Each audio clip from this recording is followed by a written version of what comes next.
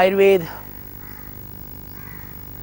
ऋषियों की वह दिव्य देन है मनुष्य मात्र के लिए। संसार के अंदर जो संवेदनशील होता है वो ऐसा कौन सा प्राणी होगा जो दूसरे के दुख को देख करके दुखी और द्रवित न हो। वास्तव में पतंजलि योगपीठ की स्थापना भी तो उसका ही परिणाम है। श्रद्धेय स्वामी रामदेव जी जब जंगलों में साधनारत थे, हम उनके साथ उन गुफाओं में केंद्राओं में भ्रमण कर रहे थे, तब स्वामी जी के मन में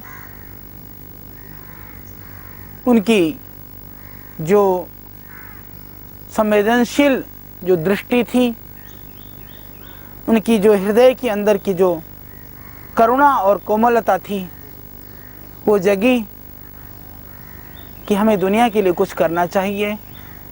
इतने पीड़ित रोगी और दुखी हैं, उनके लिए कुछ करना चाहिए। संवेदनाएं थी, संवेदनाओं को तपस्या ने परिपुष्ट किया और उसको संकल्प मिला। उस संकल्प के बलबूते पर सांसारिक साधनों से हीन होने पर भी संकल्प की प्रबलता आज उस मिशन को आप सब तक पहुंचाने में कारण बना। प्रभु की कृपा, उस योग ऋषि की तपस्या, आप सबका सहयोग और साथ, आज हम आपके बीच में पतंजलि योगपीठ के माध्यम से विविध जानकारियों को, विविध ज्ञान को और योग आयुर्वेद रूपी अमूल्य धरोहर को लेकर के आपके घर पे, आपके शयन कक्ष और विश्राम कक्ष तक हम साथ में हैं। हमारा उद्देश्य, हमारा मकसद आपको संस्कृति से विमुख करना नहीं है, संस्कृति से विचलित करना नहीं है, हमारी परंपराओं और हमारी मर्यादाओं को तोड़ना नहीं है, हमारी वर्जनाओं को, हमारी सीमाओं को, हमारे ऋषियों के जो आदेश और जो पारिवारिक जो हमारा जो माहौल था उसको बिगाड़ना नहीं है। हम चाहते हैं हमारी वह सांस्कृतिक वैभव, हमारी वह सांस्कृतिक परंपराएं ज्यों की त्यों नहीं, जिस तरह से प्राचीन काल में ऋषियों के समय पर था उसी तरह से वो रहे और हम अपने जीवन जीने की कला को सीखें। इन भयानक रोगों से, महामारियों से हम बचें। आपका जीवन सुंदर हो, खुशहाल हो, रोगों से मुक्त और दुखों से रहित हो। कौन मानव होगा जो इस दुनिया में दुखी रहना चाहता हो? कौन मनुष्य है जो घर को छोड़कर हॉस्पिटल में जाना चाहता हो? पर हमें वो संस्कार नहीं दिया गया, हमें वो ज्ञान नहीं दिया गया, उस जीने की कला से हमें वंचित किया गया, हमें परोसा गया वह भौतिक समृद्धि और चकाचौंध की स्वप्नदर्शी दृश्यों को। उन सपनों में हम खोने के लिए लालायित हुए, फिर हम उन विषय विकारों से ऐसे जकड़ गए कि उनसे विमुक्त होना बहुत जटिल हो गया। यह तो मैं समझता हूँ कि हमारी संस्कृति की ये एक गौरवशाली उस इतिहास की पुनरावृत्ति आज हो रही है और देश के वह करोड़ों लोग, देश सहित विश्व के वह सभी लोग जो इन विधाओं से परिपूर्ण होना चाहते थे, इन विधाओं का सानिध्य और निकटता चाहते थे, उसको एक वैज्ञानिकतापूर्ण ढंग से समझना चाहते थे, आज उन्हें समझने का मौका मिल रहा है। उसके लिए भगवान ने हमें निमित्त बनाया, तो हम प्रयत्न कर रहे हैं कि वो गौरवशाली चीज़ों को, उन गौरवमय जीवन को बनाते हुए, उसी आदर्श और उसी परंपराओं में जीते हुए उन परंपराओं को आप तक भी पहुंचाएं। यह है हमारा संकल्प। आज हम आपके बीच में एक और औषधि के साथ, एक औषधीय पौधे के साथ आए हैं और मैं अब आपको एक जड़ी के संदर्भ में, मेरे हाथ में है ये बहुत सुंदर सी जड़ी, बड़ी प्यारी सी जड़ी, इसको लेकर के हम आज करेंगे चर्चा। इसको हम बोलते हैं सोलेनम नाइग्रम, हम इसको मकोए बोलते हैं। आम गांव और देहात की भाषा में, यदि आप गांव के पृष्ठभूमि के हैं तो ज़रूर बचपन में आपने इसके फल खाए होंगे। यह फल बड़ा अच्छा सा लगता है, देखने में भी अच्छा लगता है। ये मेरे हाथ में है, कितने सुंदर सुंदर से हैं और ये खाने में भी बहुत अच्छा लगता है। तो यह फल वास्तव में बहुत गुणों से परिपूर्ण है। यह बेचारा इतना सीधा साधा सा पौधा है, कहीं पर भी ये उग जाता है, खेत में, खलिहान में, घर के किनारे में, पुराने खंडहर वाली बिल्डिंग में, दक्षिण भारत से लेकर के उत्तर भारत में। और ये कमाल का पौधा तो ये है, जब पिछली बार मैं गंगोत्री गया था तो मैं बड़े ध्यान से जड़ी बूटियों को देख रहा था, तो वहाँ मैंने देखा कि वहाँ भी बेचारे यह पौधा ये आपकी प्रतीक्षा कर रहा था। तो हिमालय से लेकर के आपके घर के पड़ोस तक यह आपकी प्रतीक्षा कर रहा है। आप जाइए, देखिए इतने सुंदर गुणकारी फल हैं इसके। इसको फल को खाने से जो इंडाइजेशन की शिकायत है, ये पौष्टिक भी है, अच्छा है, खाने में बड़ा अच्छा स्वाद है इसका, आप आराम से खा सकते हैं। मैं समझता हूँ कि जो आप विविध तरह के फलों को, और आजकल तो विदेशों के फल, बहुत सारे ऐसे फल हैं जो हमारे देश में नहीं होते हैं, बाज़ार में बिकता है, पर हमारे देश के देसी फल, इनको भी हमें, मैं समझता हूँ कि ऐसा प्रयत्न करना चाहिए कि यह देश विदेश में लोकप्रिय भी बने। यदि इसकी पैकिंग करके यदि बाज़ार में मिल जाए, हमारे शहर के लोगों को ये खाने को मिले, तो मैं समझता हूँ कि ये फिर उसके मुरीद हो जाएंगे, उसके दीवाने हो जाएंगे। वास्तव में ये फल इतना अच्छा फल है कि बहुत ही स्वादिष्ट है, बहुत ही गुणकारी है, तो आपको यह दीवाना बना सकता है। यह तो बात हुई इसके फलों की स्वाद की। वास्तव में यह सिर्फ को स्वाद बढ़ाने वाला फल नहीं, यह आपके शरीर को निरोग और स्वस्थ रखने वाला फल है। यदि इसके फलों को आप खाते हैं तो इसका फल निश्चित रूप से लाभ करता है आपके मधुमेह में। डायबिटीज़ के लिए इसके फल बहुत गुणकारी हैं। जो डायबिटीज़ के पेशेंट हैं और कुछ भी नहीं तो मकोई के जो सूखा हुआ बीज है, पंसारी के यहाँ मिलता है, यदि इसका पाउडर करके आप ले लेते हैं सुबह शाम एक एक चम्मच, आप देखेंगे कमाल। जो मधुमेह की वजह से जो आपके शरीर में कमजोरी है और जो आपको शुगर बढ़ी हुई है, दोनों ही चीज़ में एक ही चीज़ काम करेगी, मकोई के बीज बहुत ही गुणकारी है। इसके अतिरिक्त कमजोरी, आज हर कोई कमजोरी से पीड़ित है, ढूंढ रहा है रसायनों को और पता नहीं न जाने किस तरह के टॉनिक को। जहाँ भी जाता है और कोई कह दे कि यह तो टॉनिक है, तो टॉनिक के नाम पर वो सब कुछ करने को तैयार है, सब कुछ लुटाने को तैयार है, चाहे वो मूसली और अश्वगंधा का पाउडर से लेकर के वियग्रा तक कुछ भी खाना पड़े, कुछ भी हो जाए बाद में, इसके नुकसान को, परिणाम को नहीं विचार करता हुआ अपनी वासनाओं के और कामनाओं की पूर्ति के लिए न जाने आदमी क्या करने के लिए तैयार है। उससे मैं समझता हूँ कि कहीं आप अपने आप को नुकसान में और अपने आप को ऐसे समंदर में ले जा करके डालेंगे जहाँ से वापस लौटना नामुमकिन होगा। खड़े भी आप बहुत दिन तक नहीं रह पाएंगे। फिर तो तीसरी स्थिति का तो आप स्वतः ही वर्णन कर सकते हैं। कल्पना कीजिए कि आप बहुत गहरे समुद्र में हो और चारों तरफ जो है पानी ही पानी आपको दिखाई देता हो और कोई साधन बाहर निकलने का न हो, तो क्या करेंगे? आज सेक्स टॉनिक के नाम पर और विविध तरह के ताकत के औषधि के नाम पर ये लोग आपको वहीं ले जाकर के छोड़ेंगे। कल्पना कीजिए जैसे आप बीच समंदर में बिना नौका और बिना साधन के होंगे। तो इसीलिए यह निरापद औषधियाँ, ऋषि ने कहा कि संयमित जीवन होना चाहिए। निश्चित रूप से हमारे शुक्र और वीर्य ऐसे व्यर्थ करने के लिए नहीं है। आपकी कार्य की शक्ति, ऊर्जा की शक्ति, जो भोग भी वही भोग सकता है। वीर भोग्य वसुंधरा, जो आत्म संयमी है, जो वीर है, जो शरीर से बलिष्ठ है, जिसकी मानसिक शक्ति सबल है, जो आत्मिक रूप से उन्नत है, वही संसार के भोगों को भोग सकता है। बाकी तो भोगों को क्या भोगेंगे, भोग स्वयं ही आपको भोग जाएंगे। फिर सिर्फ पछतावा के सिवा दुनिया में कुछ नहीं बचता है। कुछ आज ऐसा ही हो रहा है।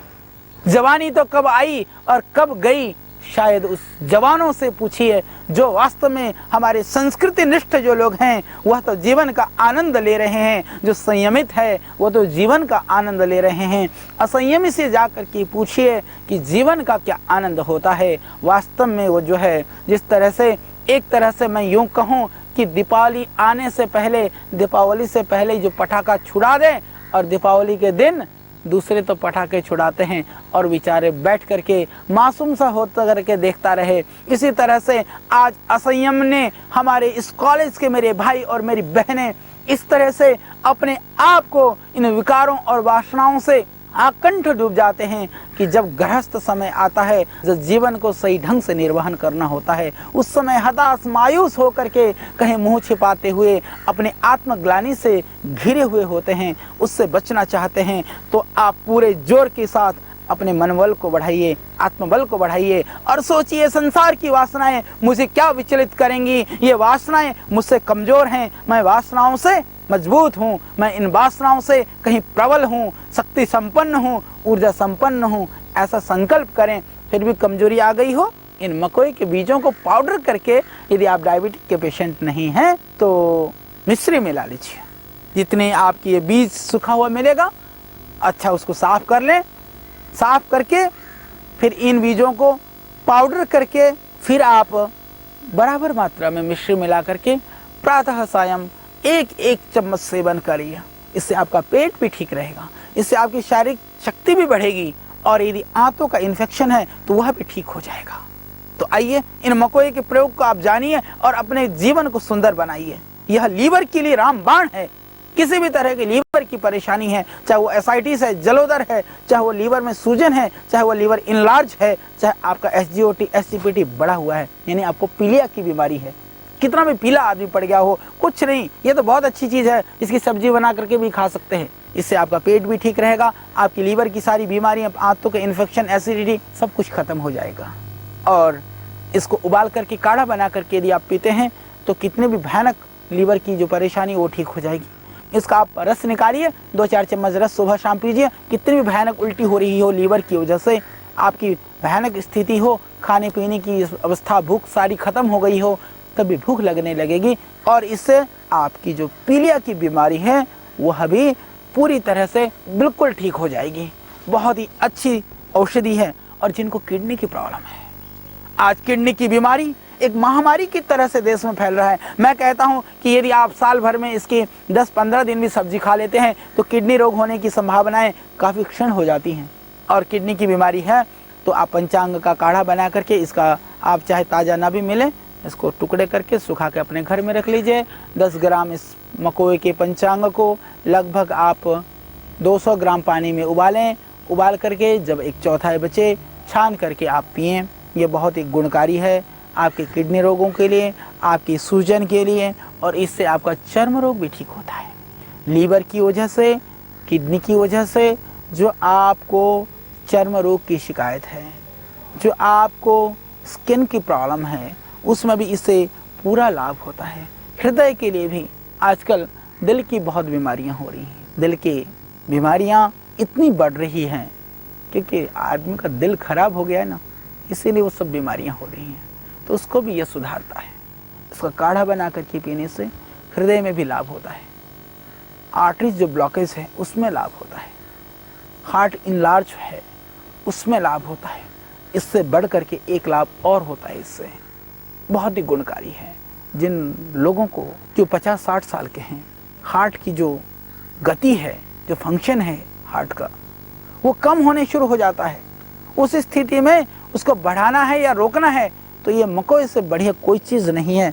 मकोई इसके लिए बहुत ही गुणकारी है। ये मकोई, इसका आप काढ़ा बनाएं, प्रातः सायं पिएं, या फिर ताज़ा ना मिले तो आप इसका पाउडर करके, जैसे मैंने बताया, क्वाथ बना के रख लीजिए, उबालिए और आप पिएं। हृदय रोगी अर्जुन के छाल के साथ में 5 ग्राम अर्जुन की छाल, 5 ग्राम इस मकोई पंचांग को मिला करके 10 ग्राम को 200 ग्राम पानी में उबालें, काढ़ा बनाएं, लगभग 1 कप 1.5 कप बचे, छान करके पिएं।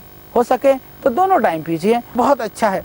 और जिनका चाहे लीवर है, चाहे स्प्लीन बढ़ा हुआ है, जैसे कि मैंने कहा, इसका बहुत ही गुणकारी प्रयोग है। उसके लिए 2-3 तरह से प्रयोग कर सकते हैं।